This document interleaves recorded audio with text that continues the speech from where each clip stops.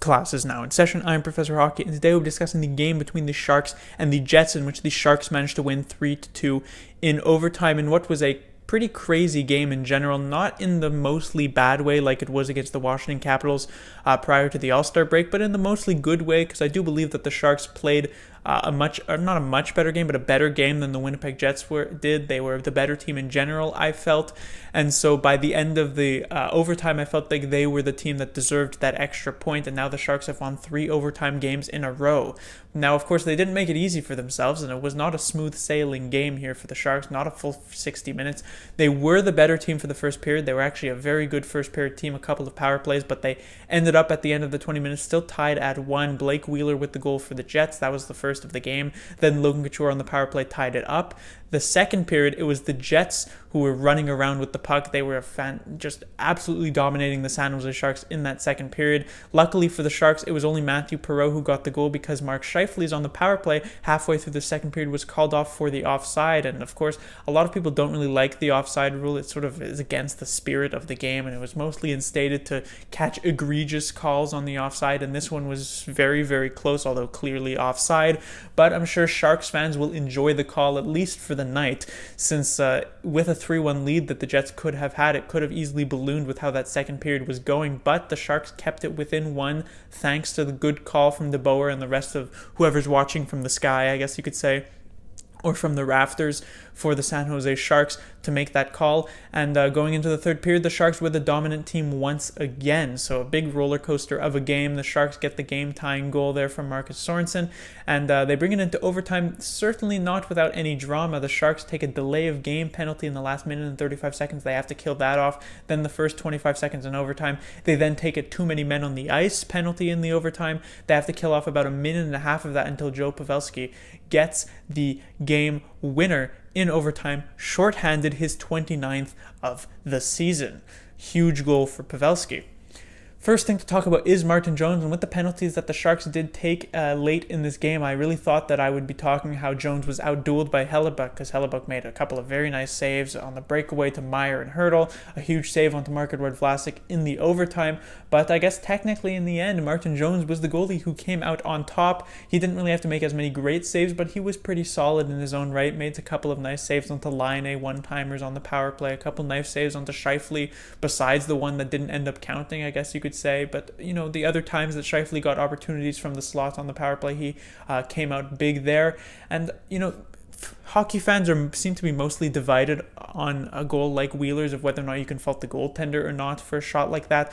I'm of the opinion that that's like a very, very good shot, but other people, when you're taking a shot from the slot or a shot from the face-off circles the dot, and it's mostly unscreened or just completely unscreened in general, and it's going top corner, top shelf, bar down or something like that, the goaltender should be expected to be able to make that save more often than not.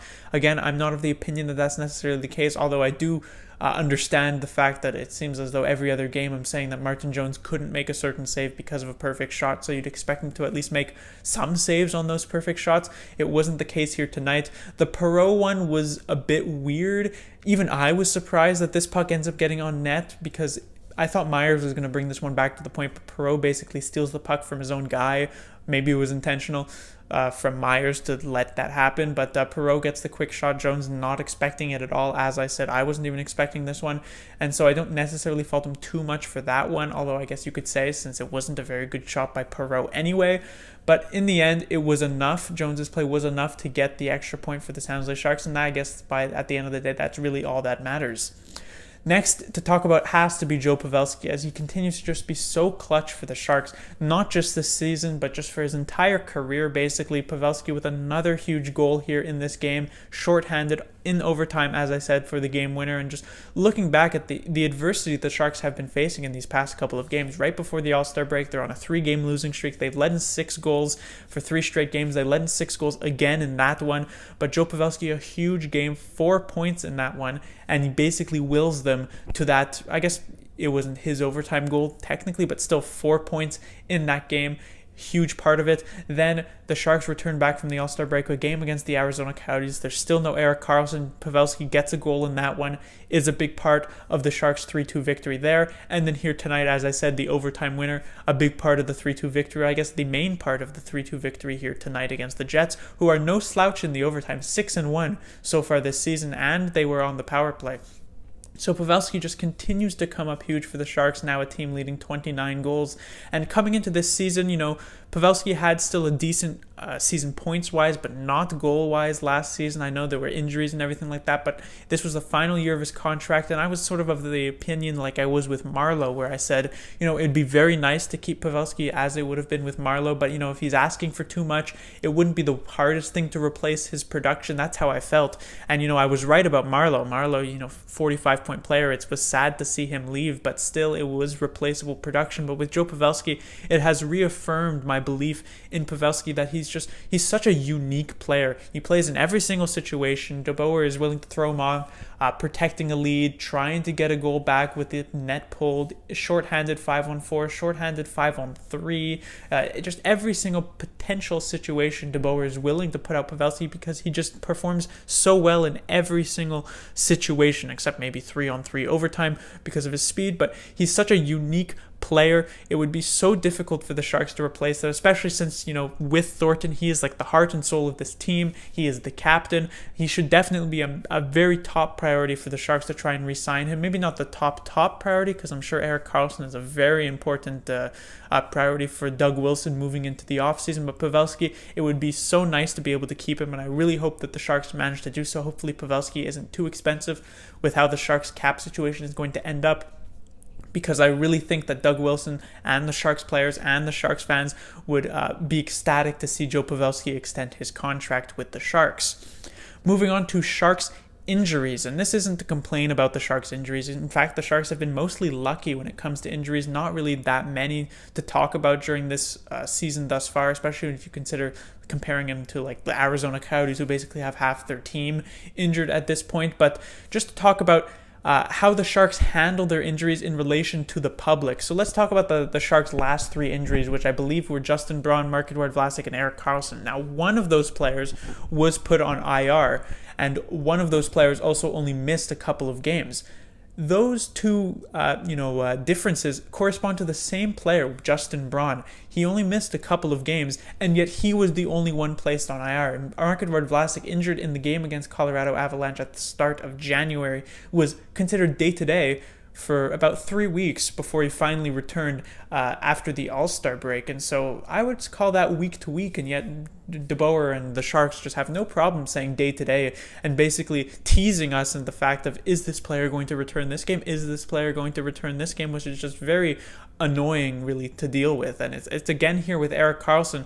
He was injured, or he didn't play his first game against the Lightning. That was the weekend before the All-Star break, and he was considered day to day, and now all of a sudden he's not even on this road trip. He hasn't even flew with the Sharks to Winnipeg, so who knows how close he is. It's expected he might rejoin the Sharks on this Western Canada trip at some point, but who knows at this point. I mean, looking back at last season, the Sharks did the same exact thing with Joe Thornton. I believe Doug Wilson had said that he didn't expect Thornton to be out too long. I know Thornton was taking basically every pregame warm-up with the Sharks in the playoffs and just never actually played another game that season. So I understand not wanting to specify what an injury is, to say upper body or lower body and not say like, oh, it's his broken finger or like a broken ankle or something like that. But just not giving a timetable is just so annoying. And I know it's never really going to change, especially with the Sharks structure that they have in place. But I guess it's a bit of a dream to say that I would wish for some accurate timetables like some other teams in the NHL get, for a player to be out with a specific surgery and then them to say, oh, he'll be out 4 to 5 weeks. And then the player is actually back in 4 to 5 weeks. A bit of a mention of some other players. Dylan Gambrell stepped into this game in favor of Lukáš Radil. Radil while he was strong out of the gate, has been struggling as of late offensively. And while Goodrow and Carlson play the penalty kill, Radil doesn't, so he was certainly a potential casualty. And Gambrell, who's been playing well in the AHL, gets an opportunity. He had a strong first period. He wasn't really apparent in the last couple of periods. Didn't get much ice time in general, but he was good enough in the first period that I think he'll get another look in the Sharks' next game. Another comment on Marc-Edouard Vlasic looked quite solid in this one. The Sharks' penalty kill in general was pretty good. The Jets ended up going 0 for 5, so the Sharks' penalty kill was 5 for 5. Brendan Dillon also a big part of that, especially his huge play to poke this puck away from Mark Scheifele, who had basically an empty net in the last minute of the third period when the Sharks were shorthanded. So in general, Sharks did a good job at stumping the second best power play unit in the NHL, which is what the Winnipeg Jets have. Vlasic hopefully has turned a corner in this season. He had been struggling basically all of the season up until his injury. Now in these past couple of games, he has looked a lot better, and so hopefully he can continue that, because the Sharks are going to need him at his best for their future playoff run.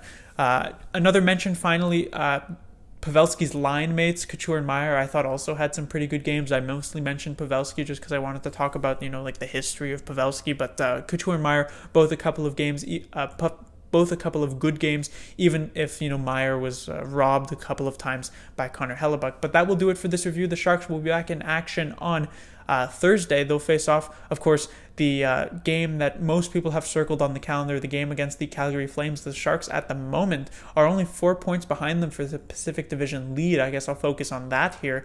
So if the Sharks do get that one, a win there in this 4-point game, the Sharks will only be trailing by 2 points to the Calgary Flames. Of course, that's not the reason many people have this game circled on their calendar. Of course, it's because of the previous game the Sharks faced off against the Calgary Flames, an 8-5 loss. That was insane. We'll see what physical stuff happens, what retribution, if any, that this occurs from like Evander Kane or Barclay Goodrow, what they're going to try and do to avenge Radim Shemek, that big hit he took from Sam Bennett in the last 30 seconds. It's definitely going to be a good one to watch. And so if you thought this one against the Jets here tonight was important and, a great game to watch and exciting and everything like that, I'm sure that the Calgary Flames one will be even better and even more exciting to watch. Class dismissed.